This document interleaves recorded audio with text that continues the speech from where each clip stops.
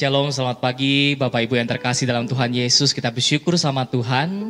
Di pagi hari ini kita masih diberikan kesempatan untuk membawa beberapa pokok doa syafaat kita. Mari Bapak Ibu, sebelum memulai segala aktivitas kita sepanjang hari ini, kita mau datang berdoa sama Tuhan. Kita mau menyembah Tuhan kita terlebih dahulu. Kita mau katakan, Tuhan, kami percaya bahwa mujizat itu nyata. Kami percaya bahwa Tuhan mempunyai kuasa yang tidak terbatas.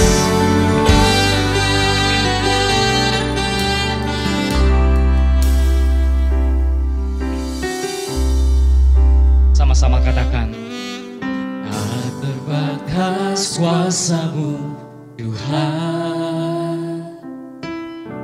semua dapat Kau lakukan. Apa yang kelihatan mustahil bagiku, itu sangat mungkin bagimu. Di saat ku tak berdaya, kuasa-Mu yang sempurna. Ketika ku percaya, mujizat itu nyata. Bukan karena kekuatan, namun Roh-Mu ya Tuhan. Ketika ku berdoa, mujizat itu nyata.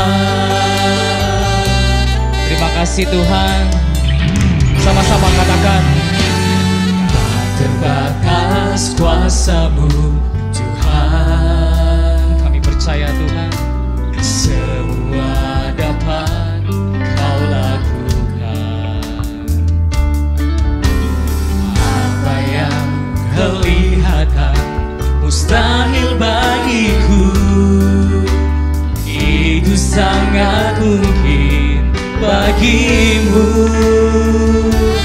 Di saat ku tak berdaya, kuasa-Mu yang sempurna. Ketika ku percaya, mujizat itu nyata. Bukan karena kekuatan, namun Roh-Mu ya Tuhan. Ketika ku berdoa, mujizat itu nyata.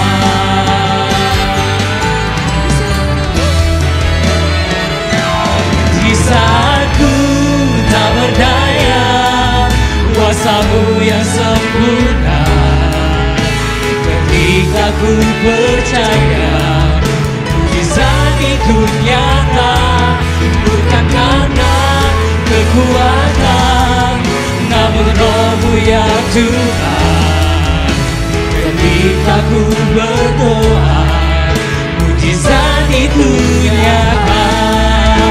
Ketika ku berdoa, ketika ku berdoa, ketika ku berdoa, mujizat itu nyata.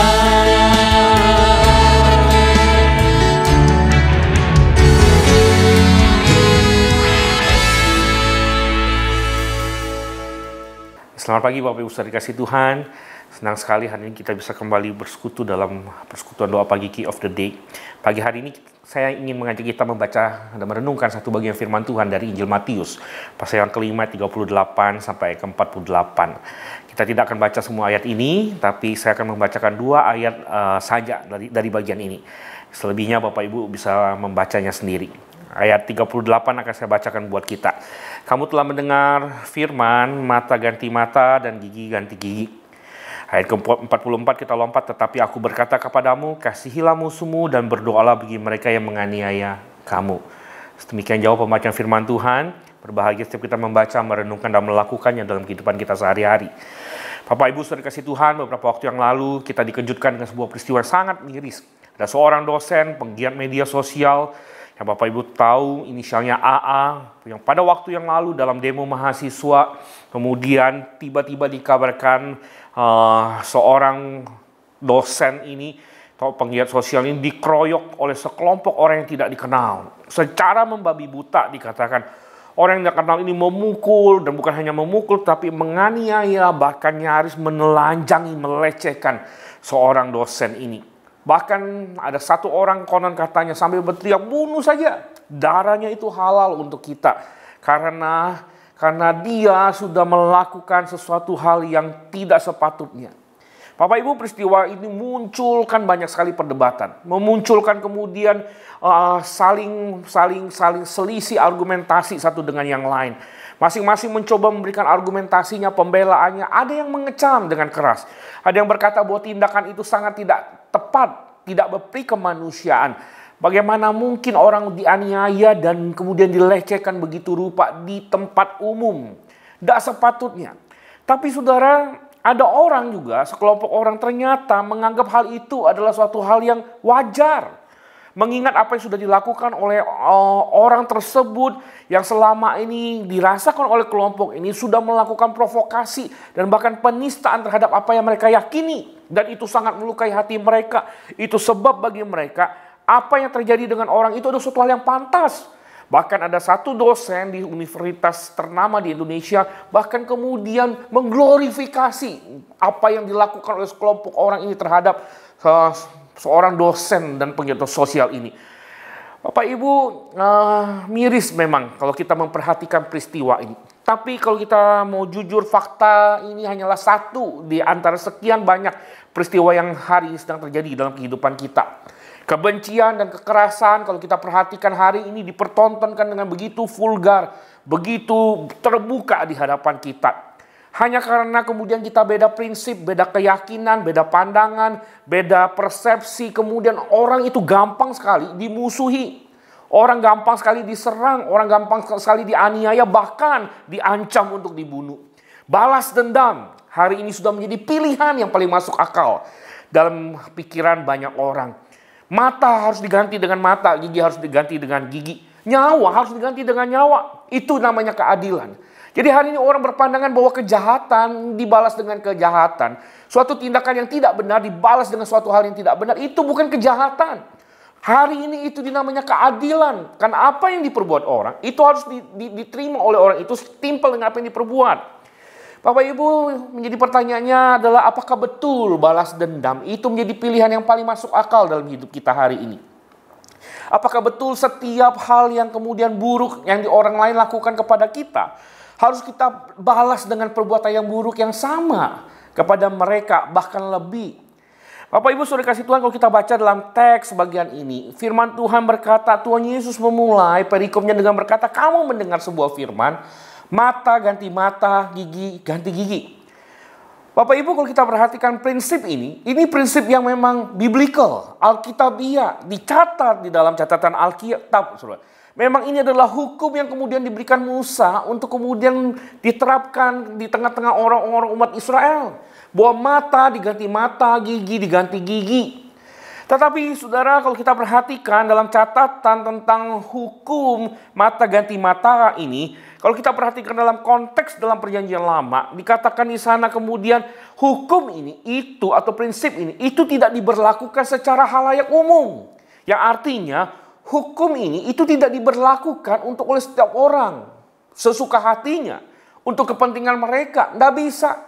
Musa memberikan hukum mata ganti mata ini, itu ditunjukkan hanya untuk para hakim. Hukum ini diberikan kepada orang-orang yang punya otoritas untuk kemudian menentukan, memutuskan sebuah perkara. Kenapa Tuhan berikan mandat itu kepada para hakim? Supaya mereka bisa mengadili dengan adil. Mata diganti dengan mata artinya bicara tentang suatu hal yang setimpal, yang seimbang. Apa yang diperbuat oleh seseorang, maka dia harus mendapatkan hukuman yang setimpal dengan apa yang diperbuatnya. So itu hukum mata ganti mata yang dikatakan di dalam catatan perjanjian lama. Tapi memang saudara celakanya saudara, ada ahli-ahli Taurat dan orang-orang Farisi yang kemudian memutarbalikkan dan menafsirkan hukum mata ganti mata ini secara keliru. Mereka memandang bahwa hukum ini bisa ditarik untuk hukum pribadi. Itu sebab banyak orang kemudian tersesatkan. Mereka memakai hukum ini sebagai dasar bagi mereka untuk membenarkan perbuatan mereka. Kalau orang memukul, itu artinya saya berhak dan saya boleh memukul orang itu. Kalau orang itu menampar, saya punya hak untuk menampar orang itu. Kalau orang itu kemudian membunuh salah satu anggota keluarga saya, maka saya punya hak untuk membunuh. Karena mata ganti mata, gigi ganti gigi. Balas dendam. Bapak Ibu, apakah benar demikian? Ya tidak. Dalam konteks inilah kemudian Tuhan Yesus hadir dan men-challenge orang-orang banyak pada waktu itu. Kita tahu kalau kita baca dalam konteks yang itu pada waktu itu Tuhan Yesus sedang khotbah di atas bukit. Tuhan Yesus langsung berhadapan dengan pemahaman yang dimiliki oleh orang banyak, dengan pemahaman yang baru. Bahwa apa yang kalian pikirkan tentang mata ganti mata, enggak boleh demikian terjadi. Bahwa ketika orang mau mengikut Yesus, maka dia harus punya pemahaman yang berbeda dengan orang-orang yang pada waktu itu. Bahwa musuh itu bukan harus dibenci atau kemudian diperlakukan juga sama jahat dan kasarnya. Tetapi Tuhan Yesus dengan jelas berkata bahwa musuhmu itu engkau harus kasihi. Bahwa engkau harus berbuat baik kepada siapapun yang berbuat jahat kepadamu. Bahkan kalau kita perhatikan, Tuhan Yesus secara ekstrim berkata di dalam ayat 39, siapapun yang menampar pipi kananmu, beri juga pipi yang kirimu. Bapak Ibu, saya percaya ketika kita mendengar perkataan Tuhan Yesus, maka kita berpikir, Yesus ini apa sedang tidak bercanda? Apakah Tuhan Yesus ini tidak terlalu berlebihan? Bagaimana mungkin sih kita bisa mengasihi orang kemudian buat jahat sama kita? Bagaimana mungkin sih kita bisa berbuat baik kepada orang yang sudah kemudian melukai kita, kemudian merugikan kita, kemudian merampas hak-hak kita? Apakah Tuhan Yesus ini tidak sedang bercanda? Bahwa menyuruh kita ketika kita ditampar pipi kanan, memberi pipi kiri. Bapak Ibu, saudara dikasih Tuhan, sayangnya apa yang Tuhan Yesus katakan ini bukanlah sebuah candaan. Ini sebuah hal yang serius yang Tuhan katakan. Ini adalah sebuah hal tuntutan yang tidak bisa ditawar-tawar. Barang siapa yang mau ikut Kristus, barang siapa yang mau menjadi pengikut Yesus, maka inilah yang harus dilakukan. Bahwa dia harus mempraktekkan sebuah tindakan kasih yang berbeda dengan apa yang dunia lakukan. Bahwa dia tidak boleh memandang siapapun lepas dari apapun. Dia harus tetap mengasihi dan tidak boleh membalas apapun yang buruk kepada orang yang lain. Dia harus melakukan sesuatu hal yang berbeda. Dia harus membalas kejahatan dengan kebaikan. Kasih seorang pengikut Kristus itu harus betul-betul tulus. Harus betul-betul murni. Bapak Ibu saudara kasih Tuhan, tuntutan Tuhan Yesus ini seakan-akan memang tidak masuk akal.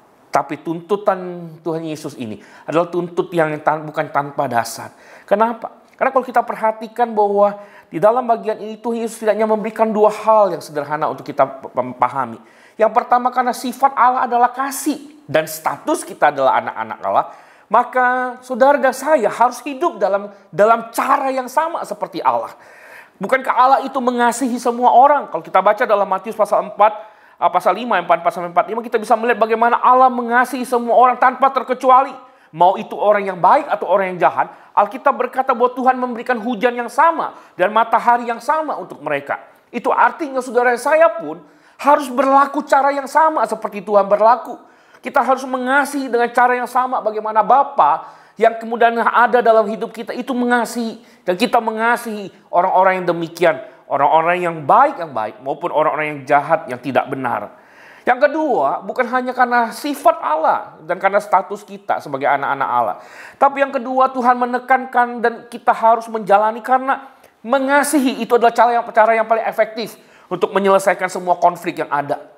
Nggak bisa mata ganti mata. Seorang bernama Muhammad Gandhi berkata begini, jika mata dibayar dengan mata, maka seluruh dunia pasti akan menjadi buta.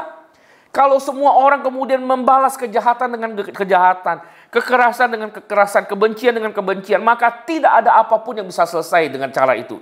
Yang ada hanyalah apa? Kehancuran. Itu sebab Tuhan mengajarkan satu cara hidup yang jauh lebih baik. Yang jauh kemudian membawa kita kepada kedamaian. Bahwa menyelesaikan segala konflik yang ada. Itu bukan dengan melakukan balasan yang sama. Yaitu kejahatan dengan kejahatan. Tetapi kejahatan dengan apa? Kasih. Di mana ada kasih, Gandhi berkata, di situ pasti ada kehidupan. Di mana tidak ada kasih, maka di situ pasti ada kehancuran. Itu sebab saudara kasih itu menjadi penting. Karena Tuhan menuntut kita untuk melakukan, karena Tuhan tahu inilah cara bagaimana kita bisa mengalami kehidupan yang lebih baik di tengah-tengah lingkungan kita, di tengah-tengah keluarga kita, di tengah-tengah tempat di mana Tuhan tempatkan kita ada di dalamnya. Memang mengasihi bukanlah perkara yang mudah Bapak Ibu. Mengasihi itu sulit. Mengasihi itu sangat tidak nyaman. Tapi saya mau katakan, itulah jalan yang paling masuk akal untuk kita menjalani hidup yang lebih baik ke depan. Mengasihi memang tidak mudah, tapi bukan mustahil. Karena kita percaya ketika kita mau melakukannya, maka Bapa yang adalah kasih itu pasti akan menolong kita. Persoalannya seringkali hanya egonya kita, saudara. Egonya kita ingin membalas dan membalas. Egonya kita ingin kemudian melakukan hal yang serupa supaya orang lain juga merasakan apa yang kita rasakan. Saudara, saya mau katakan, saudara, jangan pernah melakukan pembalasan. Karena pembalasan itu adalah haknya Tuhan. Haknya kita, bagian kita adalah untuk kemudian mengasihi orang-orang di sekitar kita. Seburuk apapun, sejahat apapun, sebrengsek apapun, Tuhan ingin kita belajar mengasihi mereka. Itu sebab Bapak Ibu Saudara kasih Tuhan, dalam kesempatan ini saya ingin mengajak kita untuk belajar. Tuhan minta kita tidak banyak.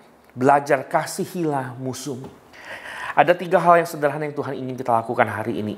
Bagaimana kita mengasihi musuh-musuh kita, orang-orang di sekitar kita. Bukan hanya orang-orang yang baik sama kita. Ketika orang berbuat jahat kepada kita, maka Tuhan berkata yang pertama tadi, saya katakan jangan membalas kejahatan mereka. Sama seperti apa? Kejahatan yang mereka lakukan kepada kita sama seperti kita lakukan kepada mereka. Yang kedua, Tuhan ingin kita apa? Ampuni dan doakan mereka. Sama seperti Tuhan Yesus pada waktu Tuhan Yesus diperlakukan tidak adil di atas kayu salib, Tuhan berkata apa? Ya Bapa, ampuni mereka karena mereka tidak tahu apa yang mereka lakukan. Dan yang ketiga, saudara, Tuhan ingin apa yang kita lakukan? Tetaplah berbuat baik kepada mereka. Surah Amsal pasal 25, 21 sampai 22 berkata demikian. Jika seterumu atau musuhmu lapar, berilah dia makan. Jikalau ia dahaga, haus, berilah dia air minum. Karena apa? Karena engkau akan menimbun bara api di atas kepalanya. Dan Tuhan akan membalas itu kepadamu. Kebaikan kita memang menyakitkan hati kita, enggak nyaman. Tapi sudah tahu bahwa kebaikan kita, kasih kita kepada orang-orang yang tidak layak sebenarnya untuk kita kasih, itu akan menimbulkan sebuah bara di atas kepalanya. Dan kita berdoa semoga melalui itu Roh Kudus bisa bekerja dan mempertobatkan orang itu. So, untuk itulah saudara hari ini dan saya dipanggil. Saudara, jalan mengasihi memang jalan yang tidak mudah, panjang, melelahkan, menyakitkan. Tapi Tuhan mau kita melakukan itu supaya dunia kita bisa berubah menjadi lebih baik. Saudara ingin keluarga saudara berubah menjadi lebih baik, belajarlah mengasihi. Saudara ingin tempat saudara di mana bekerja menjadi lebih baik, belajarlah mengasihi orang-orang yang tidak layak dikasih. Saudara ingin gereja ini, gereja kita, komunitas kita bisa menjadi komunitas yang lebih baik, belajarlah untuk mengasihi orang-orang yang mungkin sulit bagi kita. Dan belajarlah untuk tetap berbuat baik kepada semua orang, siapapun, lepas dari apapun yang mereka lakukan kepada kita. Dan lihatlah, dunia akan menjadi lebih baik. Kiranya Tuhan boleh memberkati setiap kita. Amin. Ya, Bapak Ibu saudara kasih Tuhan, kita akan sama-sama menaikkan doa-doa syafaat kita. Yang pertama, saya mengajak kita untuk berdoa untuk keadaan dunia hari ini.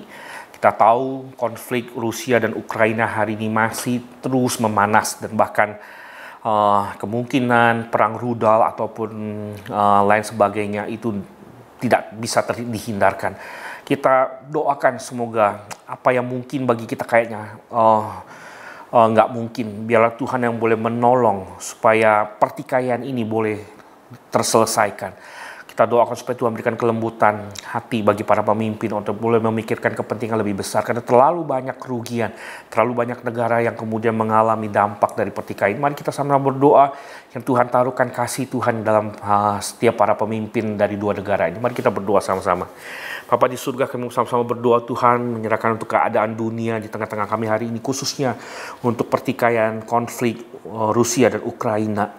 Tuhan, kami tidak mengerti apa yang sedang terjadi. Tapi kami berdoa Tuhan, kiranya Kau lembutkan hati para pemimpin yang ada di dua negara ini. Berikan mereka kasih-Mu Tuhan. Mampukan mereka untuk boleh melihat kepentingan lebih besar. Dan kemudian dengan rendah hati untuk boleh meletakkan senjata dan kemudian berdamai satu dengan yang lain. Karena hari ini, karena pertikaian ini Tuhan, ada banyak negara yang kemudian bergumul. Akhirnya banyak negara kemudian mengalami dampak secara ekonomi, sosial, dan lain sebagainya Tuhan. Tuhan tolong Tuhan, karena kami tahu mungkin bagi kami mustahil kayaknya untuk boleh menyelesaikan ini. Tapi Tuhan, kami tahu ada Tuhan yang mampu melakukan lebih daripada apa yang kami pikirkan. Karena itu kami datang kepada Tuhan memohon anugerah-Mu Tuhan bekerja di atas kedua pemimpin negara ini, bahkan di negara-negara lain yang ikut terlibat. Tolong Tuhan, semoga mereka boleh mendamaikan kedua negara ini, bukan justru memperkeruh dua negara ini. Tuhan berkati Tuhan, kami berdoa juga untuk negara kami biar boleh menjadi bagian, untuk boleh menjadi pendamai untuk dua negara ini. Tolong berkati Tuhan, dengar doa kami ini Tuhan, di dalam nama Tuhan Yesus kami berdoa dan bersyukur. Amin. Saudara, yang kedua, kita mau sama-sama berdoa untuk bangsa dan negara kita. Kita mau berdoa khususnya untuk ekonomi negara kita, supaya Tuhan yang boleh turut campur tangan. Kita lihat hari ini menjelang Lebaran ini ada banyak harga komoditas yang naik, yang melambung tinggi.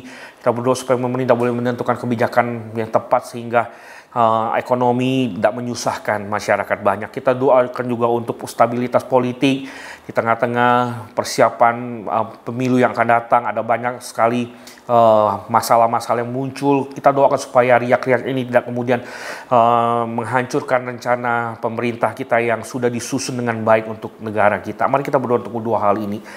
Bapa di surga, kami berdoa menyerahkan untuk bangsa dan negara kami. Tuhan, tolong berkati bangsa ini Tuhan. Kau tahu pergumulan bangsa kami Tuhan. Kau tahu bagaimana bangsa ini dilanda pandemi yang begitu panjang, yang membuat kami banyak kesusahan Tuhan.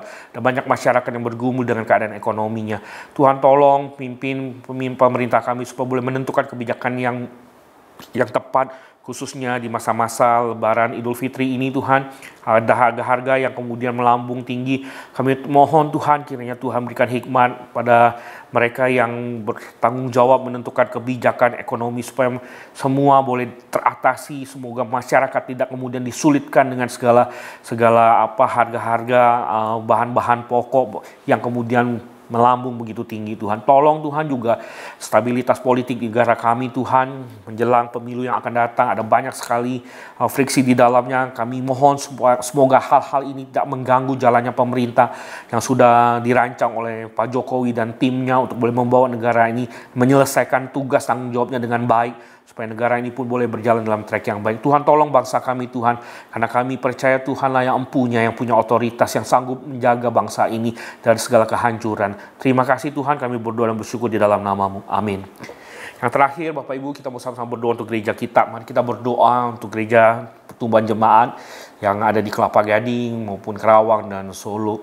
Kiranya Tuhan boleh turut campur tangan. Kita berdoa untuk setiap jemaat yang bergumul, mungkin ada pergumulan kesehatan, masalah ekonomi, masalah karir dan sebagainya. Kiranya Tuhan boleh buka jalan keluar bagi mereka. Mari kita sama-sama berdoa untuk hal ini. Bapa di surga, kami berdoa menyerahkan untuk gereja kami ke dalam tangan Tuhan. Kami bersyukur Tuhan boleh memberkati gereja ini dengan pos-pos yang ada di Kerawang maupun di Solo. Dan Tuhan, kami mau bersahati berdoa berkati gereja ini boleh terus boleh bertumbuh menjadi gereja yang boleh berkenan di hadapan Tuhan. Dan berdoa untuk setiap jemaat yang ada di dalamnya, bila setiap jemaat boleh bertumbuh secara rohani semakin hari semakin serupa dengan Tuhan. Tuhan yang boleh menolong mereka dalam setiap hal yang mereka kerjakan. Tuhan tahu setiap pergumulan mereka, mungkin ada di antara mereka bergumul dengan sakit penyakit mereka Tuhan. Mereka mengalami pergumulan yang tidak mudah karena mereka terus berdoa dan Tuhan belum memberikan kesembuhan. Tuhan tolong kuatkan dan terus teguhkan iman mereka.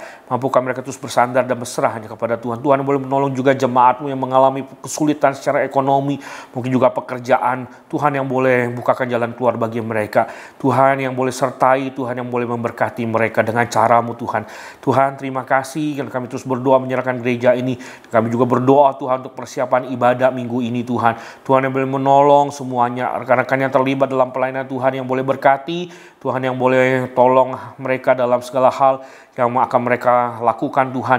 Ya sungguh nama Tuhan yang boleh dipermuliakan. Kami bersyukur Tuhan dan kami berdoa untuk gereja kami, biar sungguh Tuhan boleh terus pegang gereja ini dan biarlah gereja kami boleh terus berjalan dalam jalan Tuhan. Terima kasih Tuhan, kami bersyukur di dalam nama-Mu Tuhan Yesus.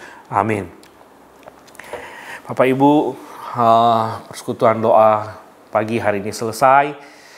Silakan saat teduh. Tuhan Yesus memberkati kita semua. Amin.